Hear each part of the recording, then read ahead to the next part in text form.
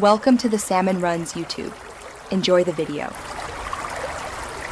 You start by powering and placing the Quantum 600 near your PC. Make sure the headset is charged or the dongle plugged in. Turn on the headset using the power switch and set it to pairing mode if using Bluetooth. Once done, plug the wireless USB dongle into a USB 2.0/3 0 port or connect the included cable for wired use. You should also open Device Manager or Sound Settings to watch for new device detection as you proceed. You now ensure Windows recognizes the headset, wait for auto installation, and respond to any permission dialogues. Then go to Sound Settings and choose JBL Quantum 600 as both default output and input so apps use it. If using the dongle, confirm it shows as a wireless adapter in Device Manager.